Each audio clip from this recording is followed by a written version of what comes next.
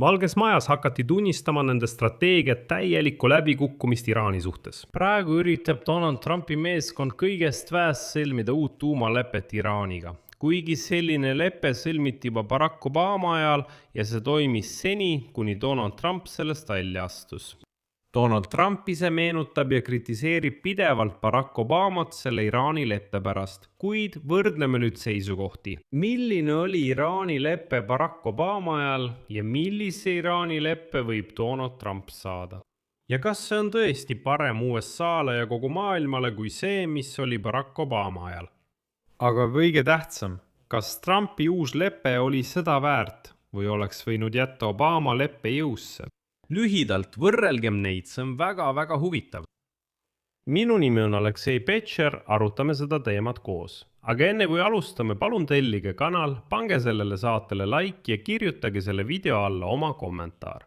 Kui soovite toetada selle YouTube'i kanali tööd, saate seda teha, tehes annetuse selle video kirjelduses olevate linkide ja rekvisiitide kaudu või teie ekraanil oleva QR-koodi abil. Ja kindlasti tellige minu Telegrami kanal Petši News, link sellele on samuti selle video kirjelduses.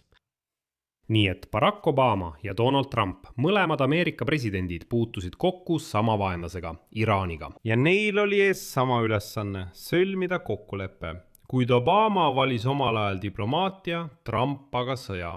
Barack Obama ja lai rahvusvaheline koalitsioon sõlmisid tollal Iraaniga kokkuleppe tema tuumaprogrammi peatamiseks aastakümneteks.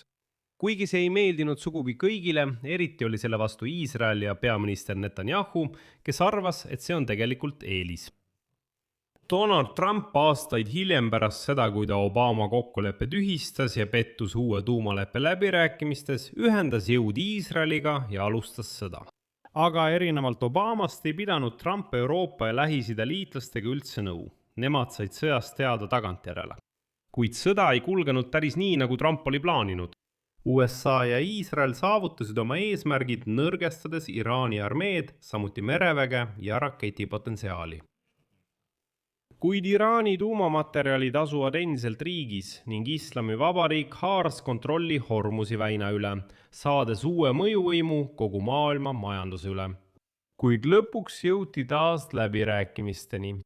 Trump räägib Iraanist harva ilma Barack Obama ja 2015 aasta tuumalepet kritiseerimata, mis on ametlikult tuntud kui ühine laiaulatuslik tegevuskava. 26. märtsil juba sel aastal ütles Trump ÜLTK kohta, tsiteerin.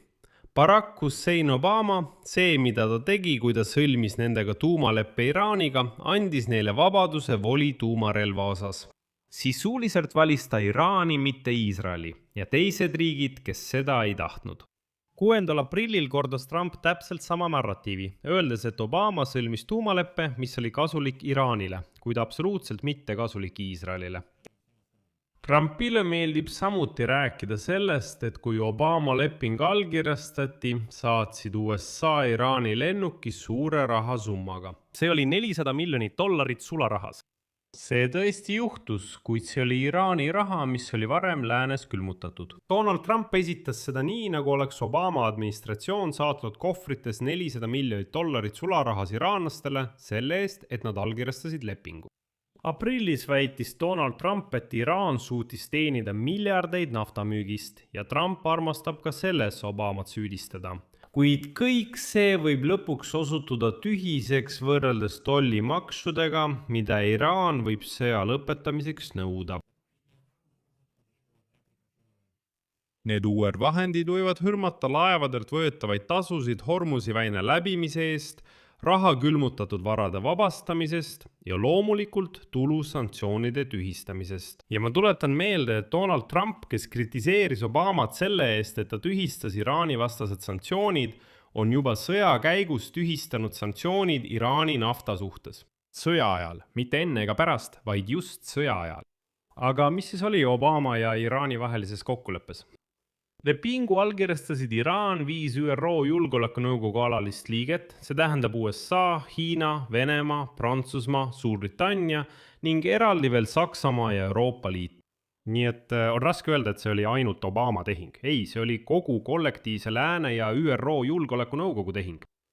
ja selle tehingu raames lubas Iraan piirata oma tuumaambitsioone, kehtestada piirangud uraani rikastamisele ja lubada rahvusvahelistel inspektoritel IAEA-st teha oma rajatistes inspekteerimisi vastutasuks mõnede Iraani naftavaradega seotud sanktsioonide tühistamise eest ja külmutatud Iraani varade vabastamise eest.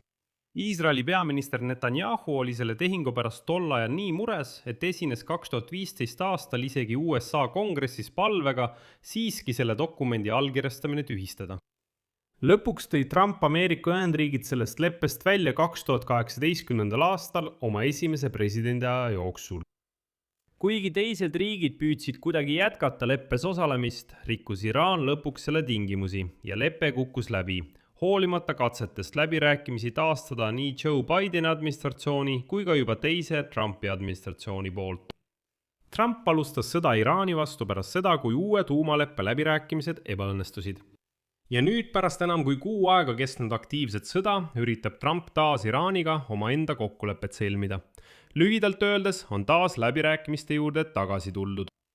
Siin on oluline märkida, et 2018. aastal, kui Trump tõi USA leppest välja, jõudsid IAEA ja mis eriti tähtis, Ameerika Ühendriikide luurekogukond järeldusele, et seni kuni Obama lepe kehtis, Iraan tegelikult ei püüdnud tuumarelva luua ja üldiselt järgis kokkuleppes sätestatud piiranguid.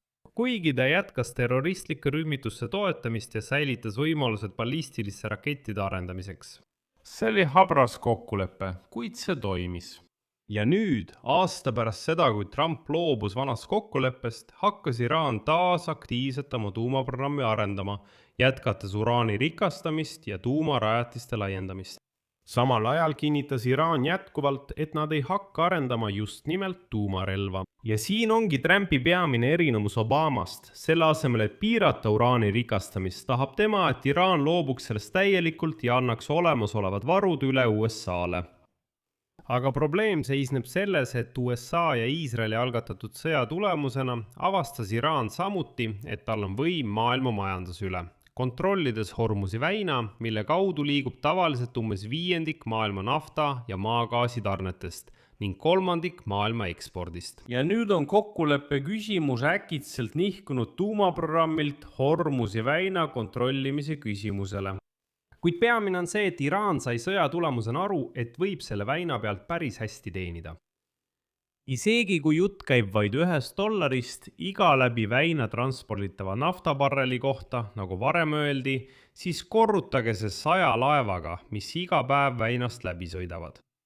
Ja te saate muljet avaldavad summad, millest piisab mitte ainult Iraani armee kiireks taastamiseks, vaid ka selle moderniseerimiseks. See tähendab, et Donald Trump oli nii rahulolematu sellega, et 2015 aastal vabastati Iraanile lepingu raames $400 miljonit, et viis olukorra sinnamaani, kus Iraan võib potentsiaalselt saada miljardeid lihtsalt õhust. Aga kas oli võimalus sõda mitte alustada? Tegelikult ei tea seda keegi peale läbirääkimiste osalejate.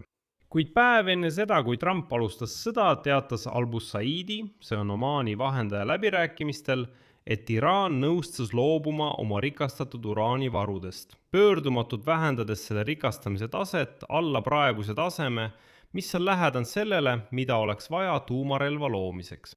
Nagu öeldakse, Iraan oli valmis kompromissidele minema. Ta ütles, okei, praegu rikastame kuni 60%, me vähendame seda taset, ei hakka enam nii palju rikastama ja see, mis on juba 60% peale rikastatud, okei, võtke ära, aga üldiselt me rikastamise ideest loobuda ei taha. Vähendame taset, las MGT kontrollib ja nii edasi.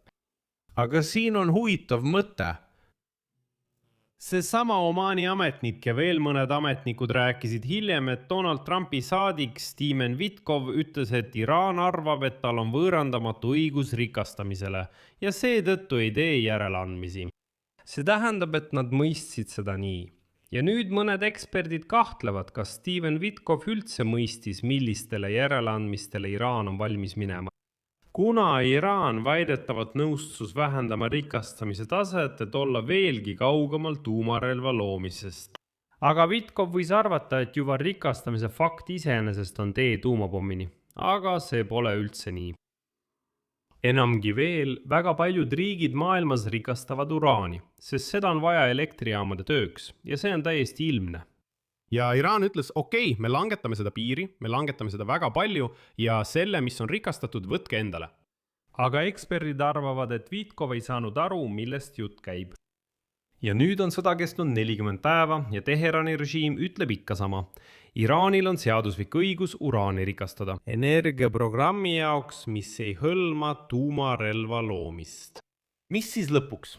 Lõpuks, nagu ka Barack Obama ajal, nõuab Teherani režiim Iraani naftale kehtestatud sanktsioonide tühistamist, mida Trump muide juba ajutiselt tegi. Aga nüüd tahab Iraan ka oma kontrolli Hormuzi väina üle ametlikult kinnistada. See tähendab, et režiim võib saada rohkem võimu kui varem. Veelgi rohkem kui enne Barack Obama enda kokkulepet, mida Donald Trump nii palju kritiseerib.